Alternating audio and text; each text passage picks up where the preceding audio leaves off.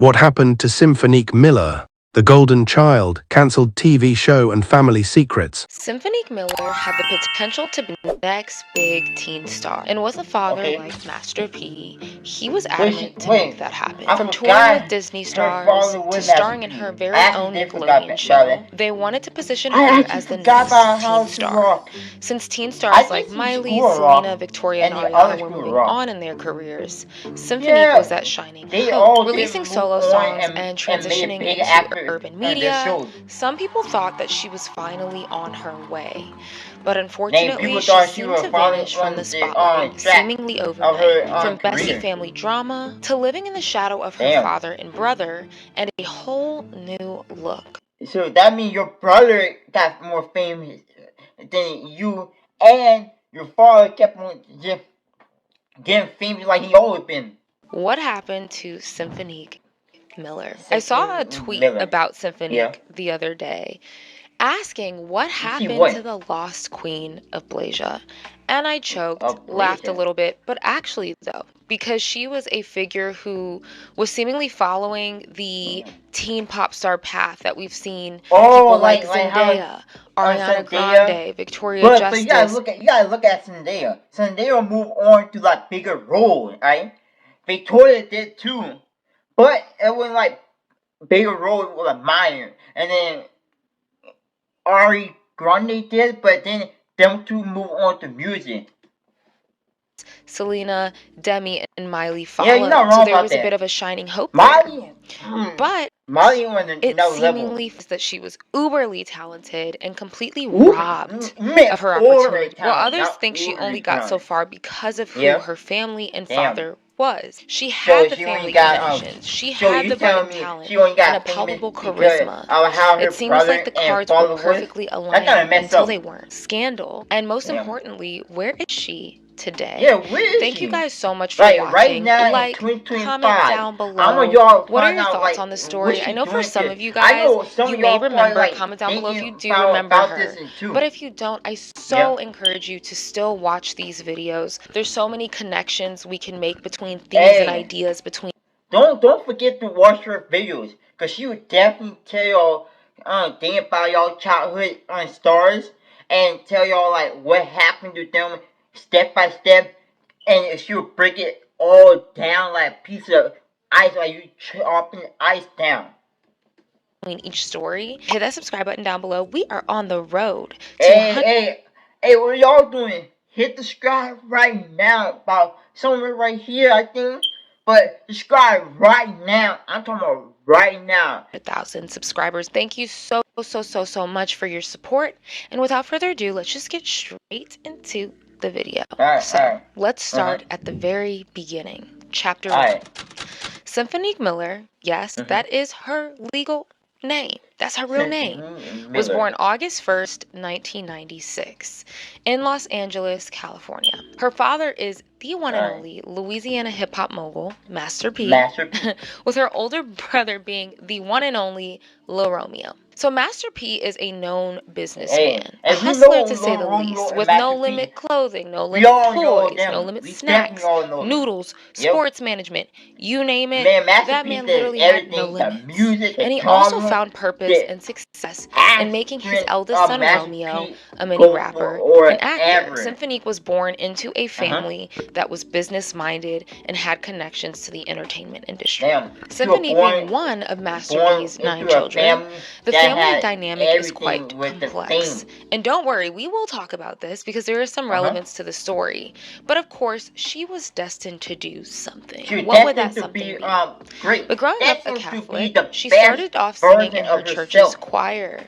And from there, she developed her voice and realized she had a passion for singing. She leaped into doing community and school plays. Her dad says he remembers seeing glimpses of her talent as early as 2 years old, with her singing and dancing in the mirror at every second that she could get. But despite her toddler dreams, Master P apparently told her that she didn't have to follow the limelight like her older sibling or True father.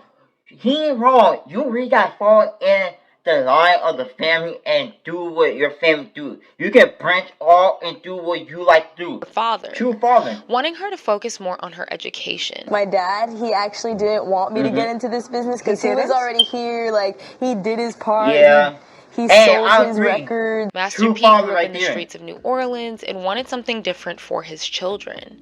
But he made a deal with her that if she got her grades all the way up, she could go after her dreams. And this was the beginning of her story. Now, for her early career, she did begin gaining exposure by posting covers onto YouTube, which is like a part of the artist's starter pack at this time. It is. Basically, YouTube is a starter pack for favorite like actors And singing Cymphonique posted people and her artists, very first and music then video SoundCloud to an is one of original them song too. called. Did this video get millions of views and hits, but she was dancing her little tail off. Like, the charisma was oozing through the screen. Like The she song know, itself was like she knew how to feel with the song. very 2008, 2009, right? Yeah. I remember Yeah. seeing this and thinking she's so cool. And the song, of course, was written That and is produced not by bad story. her father, And not Master bad P. story She for gained a even more young, exposure when she was little 13 girl like her. and competed in It's season really 2 not a of bad Radio story. Disney's Next Big Thing in late Boy. 2009. And to refresh your memory, Radio Disney's Next Big Thing was a singing competition where unsigned and unknown artists could get discovered and hopefully land a recording deal, with fan voting as the catalyst. And Cymphonique came in second place to a girl named You heard you was gonna diss me. What happened? Y'all so fake, you made of plastic. The way that young Hollywood connects, it's really such a small world in a small industry. So Next Big Thing was a show that emphasized, right, propping up unknown artists. I'm assuming that she may have landed a spot in the competition because her song Little Miss Swagger did have a little mini viral moment, but I also wonder if her dad, having any connections, secured her that spot, right? Because her father at some point, and maybe even as early as 2009, owned a record label, right? So she wasn't somebody who needed the opportunity. I'm a rock star and I Heart You, which was my personal favorite.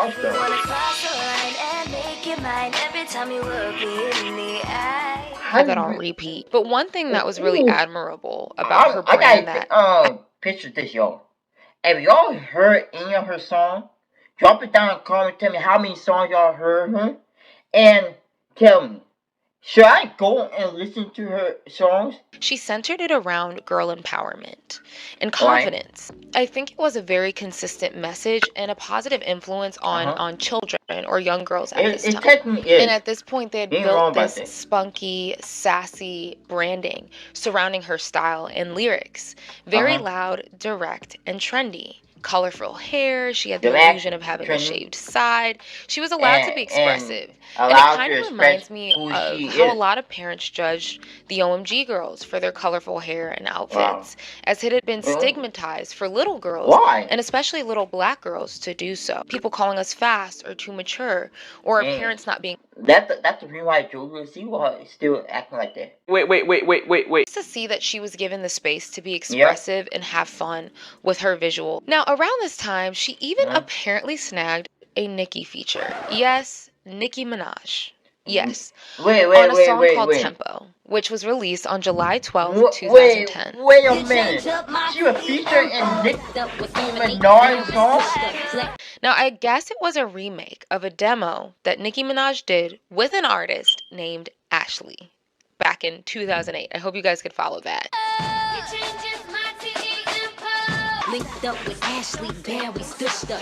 People would debate whose version was better, but essentially Cymphonique's version became more of the known one. Her song Soldier Girl was released in September 2010, and it's also important to mention here that she was 1/4 of a group called The Fabulous Girls. Yes, it's such a mid-2K coded group.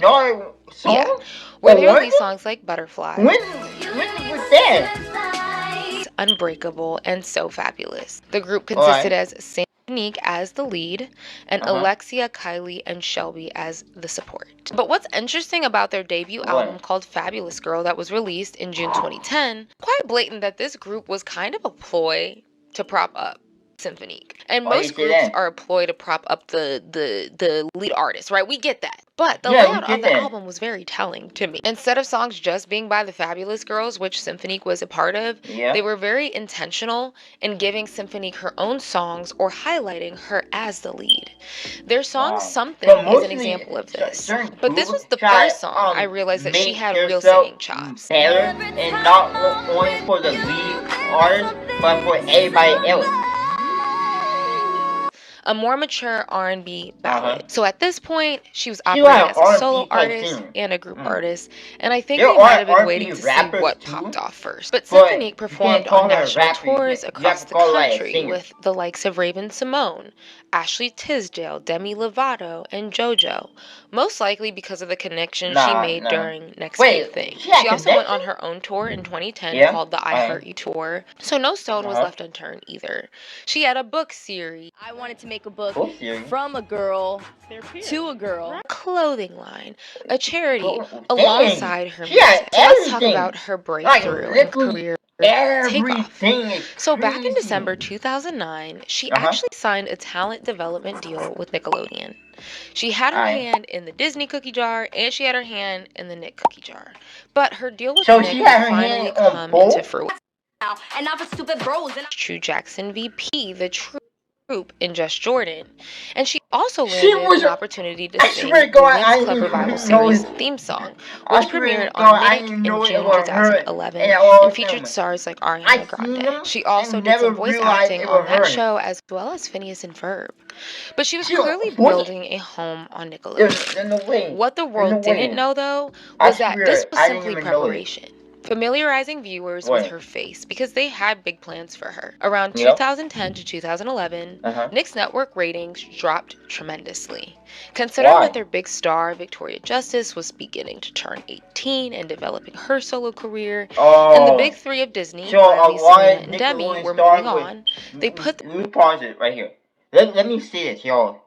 The reason why Nickelodeon dropped because once you turn to like 18 age, you want to like expand and do like more other stuff, or you will end up expanding and do like more movie role. Like you want to be a actor in a superhero role, or an actor in a comedy. Like you do more adult type role, like adult stuff. That's why a lot of Disney start in a fitting way, and Nickelodeon. their faith in Symphonique to bring another generational talent to the forefront, which is a lot of pressure. So basically, but I think for what Nick, they Nickelodeon thought trying to do we're is kind of they losing try to Disney use her to and the like teen boost star up the department. rating, So and this build was the back door opening. Nickelodeon This led the her way into landing it her was. own lead role So on the it was better for Nickelodeon her show them How to Rock. have her Playing the main as a lead character, role in her Casey own Simon, show, this and role open proved the to be the door best of for both her to worlds. expand Not only could and she be flex her the acting way skills, she but the is show was and music-based, is. so she did contribute to original music for the Yeah. show,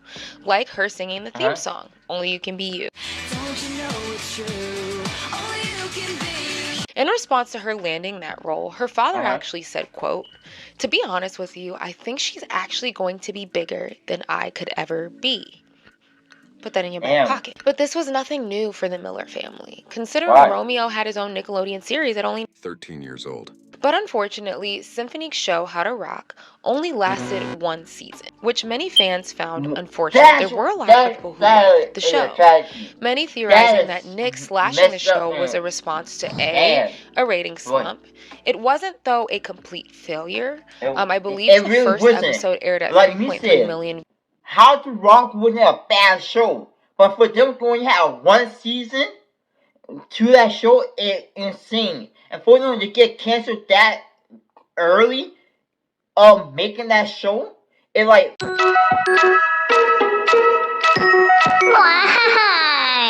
Views, and although the views stayed above the 2 million mark, the viewers essentially dropped, right? You want to create an increase in viewership. And B, the network's effort to shift away from music-oriented shows, as they had many on their roster, and it wasn't proving to be significantly successful anymore. It's one of those Nickelodeon gems where you kind of had to be there to catch wind of the show, but they were propping her up. And actually, prior to the show's premiere, Marjorie Cohn, who was Nickelodeon's program executive, said, quote, "Symphonique is an extraordinarily talented 14-year-old 17-year-old who has already established herself as an actress, singer, and dancer, while remaining an honor student. And How to Rock is the perfect showcase for her comedic and musical skills. So it's clear they initially had big plans for her. Maybe this was their answer to Disney's Zendaya. But their hopes for Cymphonique just couldn't carry the show. She and or her father planted seeds in the kid-teen pop star space, which was essentially smart. She was a cute girl with loads of charisma. And in partnership with Nickelodeon, Sony Music signed the 13-year-old as well. So she was signed with Sony at some point. And I know there's debate saying whether she had it girl potential and was of it girl status. And I'm not quite sure if enough people even knew her to say that. So I wouldn't say she was quite there. But regardless of opinion, to be that young and to have that confidence is no small feat, and I give her tons of credit for what she was able to accomplish at such a young age. But back to the music side, rewinding to 2011, she was actually nominated for Best Female Hip Hop Artist at the BET Awards. And I know you just scratched your head because, like, huh? Like, why? What would warrant that nomination? But y'all, she was nominated in the same category as Nicki Minaj. She was? And obviously Nicki won. But like, I don't fully understand that. I know female rap was a little bit dry at that point, so they was putting anybody in that damn category. But I was very shocked to hear that. Anyways, she was also the youngest female recording artist at the time to have her music video featured simultaneously on BET, 106 in Park, and Disney. So once the show ended in December 2012, Nick was no longer her path. She shifted to urban media as she got older, making appearances on 106 in Park and maturing her R&B sound. And in 2012, she released a duet with Jacob Lattimore called Nobody Like You. And when I tell you this was my song, Got me girl, got me all the time. Got me boy, got me. And I still play this song till this day. I have no The smooth vocals, slide tone, back and forth duet was golden. And I don't care what anyone says, this is a good R&B track. The song and video actually premiered on 106 in Park, which increased the song's exposure directly to its target audience. She'd go on to release more party-type tracks with her song It's My Party, and that was giving Tinashe tease. Catch me in a club in VIP. Don't click away. More laughs and shock coming with Reaction LG.